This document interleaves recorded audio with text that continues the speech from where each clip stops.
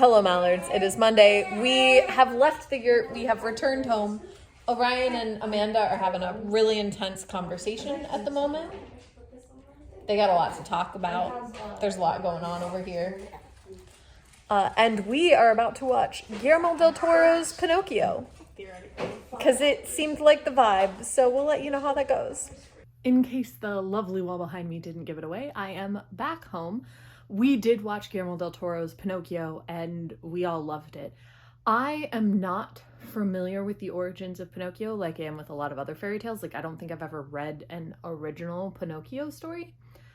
So I am unsure about, like, where the story originates or what the original tale is like. I'm pretty much only familiar with the Disney version. I had always thought, I don't know why, because of the wood, I don't know. I'd always thought that it was a German tale, but this tale is set in Italy, and I feel like that also makes sense. So I don't know. I don't know why I thought it was German. Like, no idea. Anyway, so I don't know the original story, and so I don't know if this like sticks closer to the original folk tale or not. But in this version of the story, Geppetto, who is an Italian woodcarver, has a son who dies in World War I.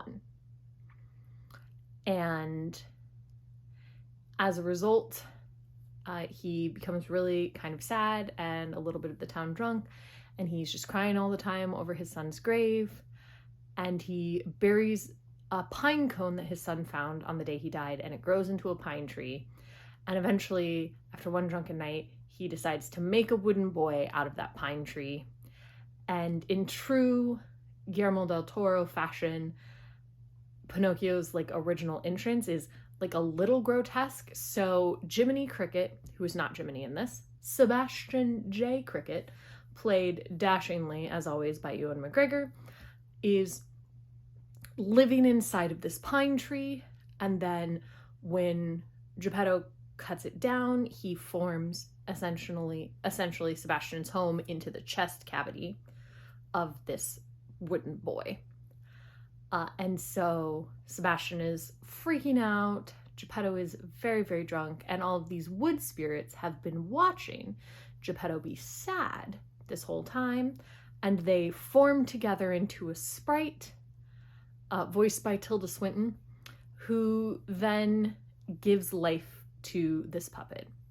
And when Geppetto is building the puppet, rather than the lovingly way he's been wood carving this whole time when we saw him in flashbacks with his son and all of that, it is like a slightly macabre, more like murder putting together of this puppet.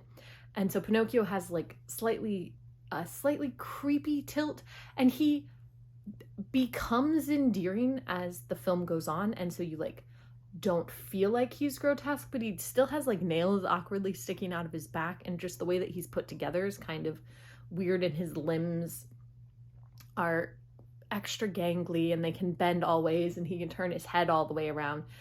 And so Del Toro really uses that sort of macabre nature in building the puppet so that Sebastian the Cricket is freaking out about his house being destroyed, and it just seems very visceral and vicious. And then also the next morning when Pinocchio awakens and Geppetto finds him, he doesn't walk like a real boy, he crawls like a classic Del Toro horror creation, and he turns his head all the way around and he bends his limbs in weird directions, and he like walks on his hands and his legs and back, and it is creepy. But as Geppetto adjusts to having Pinocchio adjusts to being a boy, and like he becomes cuter and more endearing, and I kind of liked that. Like, it was a cool growth, and it is at its core, you know, a heartfelt film about the love of a parent or the lack of love of a parent.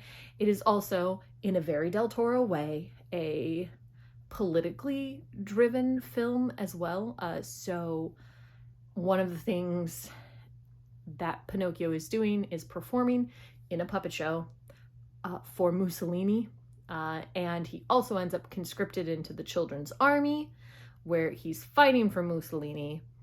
And so you get to see kind of the effect that war had on Geppetto and his opinions on war, and a little bit of the effect that the war has on all of these kids who are conscripted into like the children's army, essentially, and the war propaganda. And it's really a fun film and an interesting film, and it is all stop motion. I don't know if it's claymation, like I don't know if they're actually built of clay or if they're just like flexible puppetry, but it's stunning, and it is all stop motion, and I loved all of it. I mean, it's so freaking pretty. Oh my goodness. Highly recommend watching it. It is on Netflix. It's a fun version of the tale. Oh, I forgot the other thing. Pinocchio obviously can't die because he's a boy made of wood, right? And he just has like a soul, even though he shouldn't. And so when he dies, he spends time with Death, who is the sister of the forest spirit that brought him to life. And every time he dies, he spends more and more time with her. And in the end of the story, he actually ends up immortal and outlives everybody else in his life, which I thought was really interesting, like a fun take, and could be fun to explore like what happens with Pinocchio's immortality as he moves forward. Like once everyone is actually gone, what does he do with his life? He also has this opportunity to encounter a young boy named Candlewick, who is the son of a Mussolini loyalist, whose father really wants him to be in the army and like doesn't care anything for his kid really at all. And I had hoped that if they stuck with the immortality of Pinocchio, that perhaps he would encounter Candlewick later on in life, but that didn't happen, and that's fine. It wasn't the way that this film was going. There are some songs, just a few. I would say that it's more of a movie with music rather than a musical, but when performing, Pinocchio has songs. And so that's fun. And I think the music really adds to the experience. I had a great time watching this film and would absolutely recommend it. It's a little bit creepy for the youngest kids, just from the art style and the way it's shot, I would say. And also the content is like a little bit creepier because they do the whole war thing, because they also do the swallowing of the whale and all that other kind of stuff, but it is more gory and also darker than most versions of Pinocchio you're going to see. But I thought it was beautifully done, and for older kids, teens and adults, it's a very enjoyable film, which should surprise no one. Guillermo del Toro makes incredible things.